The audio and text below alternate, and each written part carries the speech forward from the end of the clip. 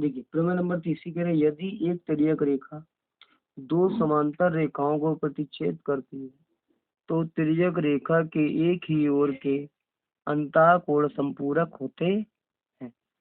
तो सिंपल सा हमें डायग्राम बनाना कि ये दो हमारी कैसी है, पैरेलल लाइन है A B and C D, और ये कोई ट्रांसवर्सल लाइन है, तिर्यक रेखा जिसको बोलते हैं, और ये कहाँ पे कट करती है, पी और क्यू पर कट करती है। अब मान लो एंगल यहाँ पर आप एंगल यहाँ पे मान लो आप इसे आप एंगल 1 मान लो, इसे एंगल 2 मान लो, इसे 3 मान लो एंगल, इसे 4,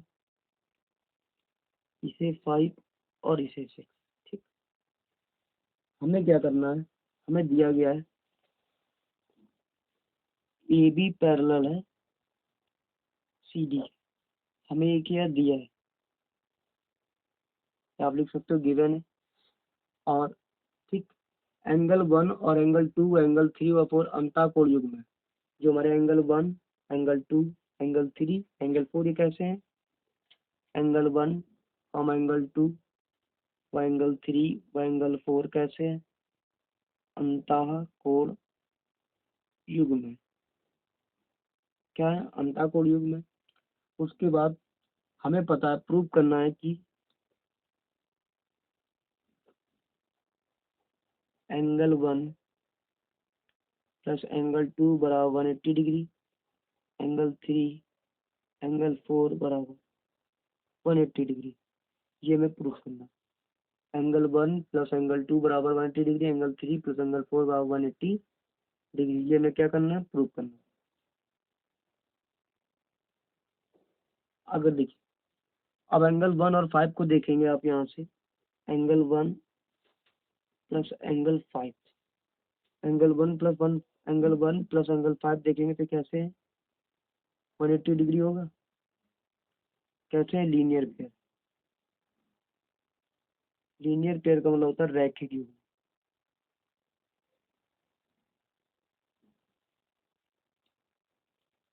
ठीक, और एंगल 5 और एंगल 2 कैसे हैं, संगत कोण है। एंगल 5 और एंगल 2 कैसे हैं, संगत कोण, ये एंगल 5 ये एंगल 2। तो यहाँ से एंगल अगर निकालोगे, इसको मान लो इक्वेशन फर्स्ट, इसको मान लो इक्वेशन सेकंड। अब यहाँ पर आप क्या कर सकते हो, एंगल 5 की जगह क्या लिख सकते हो, ये 2 लिख सकते हो। एंगल 1 प्लस एंगल 2 बराबर 180 डिग्री, ये हमारा क्या हो गया, 2 हो गया। ठीक, फिर इसी प्रकार आप करेंगे सिमिलरली, इसी प्रकार एंगल 4 और एंगल 6 180 डिग्री, ये भी क्या है, रैखिक युग्म।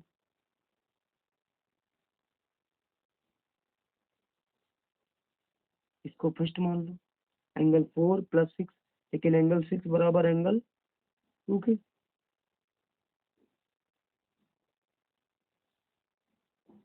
एंगल 2 बराबर 6 के, या ये मान लो एंगल 4 बराबर 3 के। हमें प्रूफ क्या करना, एंगल 3 प्लस 4, एंगल 4 बराबर 3 के, यहाँ लिख लो एंगल 3 बराबर है एंगल 4 के।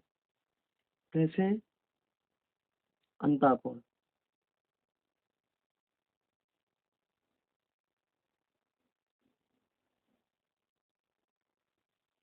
एंगल 3 बराबर अंतःकोण हो जाएगा, हमें 6 की जरूरत है, तो यहाँ पर लिख दो angle 3 plus angle 6, angle 3 plus angle 6, क्योंकि ये अगर कोण लेंगे तब यहाँ रखेंगे तभी तो, ये 6 ये रख देंगे तभी तो एंगल 3 प्लस 4 बराबर आएगा। तो ये एंगल 3 प्लस एंगल 6 बराबर कैसे होंगे, संगत कोण। तो यह आ जाएगा एंगल 3 प्लस एंगल 4 बराबर 180 डिग्री। That's true. ठीक, सेम ऐसे ही मैंने क्वेश्चन में क्या कर दिया था, दिया गया था क्वेश्चन पे मैं नंबर जो 30 करें। यदि एक तिर्यक रेखा दो समांतर रेखाओं पर प्रतिच्छेद करती है तो तिर्यक रेखा के एक ही ओर के एक अंतःकोण संपूरक होते हैं। तो हमने लेट कर लिया A B parallel to C D, और एंगल 1, एंगल 2 और एंगल 3, एंगल 4 संगत कोण युग्म। तो हमें क्या पता है कि एंगल 1 + 2 बराबर 180 डिग्री प्रूव करना है, एंगल 3 + 4 बराबर 180 डिग्री। फिर मैं मान लिया एंगल 1 + एंगल 5 क्या लीनियर पेयर है, और एंगल 5 और 2 कैसे हैं, संगत कोण है। समीकरण दूसरा मान लिया। तब हमने ये 2 जो एंगल 5 है उसकी जगह रख दिया एंगल 2, तो एंगल 1 + 2 बराबर कितना गया 180 डिग्री। इसी प्रकार हमने एंगल 4 और एंगल 6 बराबर 180 डिग्री। तब एंगल 3 और एंगल 6 ये हमारे संगत कोण है। तो हमने लिख दिया एंगल 6 जगह ये 3, एंगल 3 + 4 = 180 डिग्री। ये हमारा प्रूव हो गया।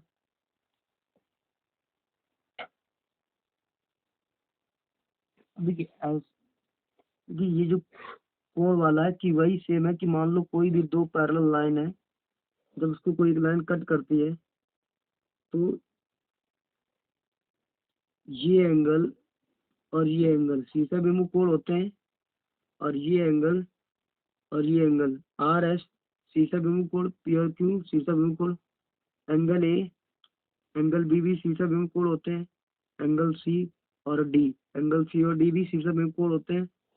ठीक, लेकिन क्यू और आर यहाँ पर एंगल क्या होंगे, क्यू और आर रैखिक युग्म होते हैं जिसको लीनियर पेयर बोलते हैं। क्यू और यहाँ पर आर एस और पी भी रैखिक युग्म होंगे, ए और बी भी रैखिक युग्म होंगे। ठीक, सी और बी भी क्या होंगे, रैखिक युग्म होंगे।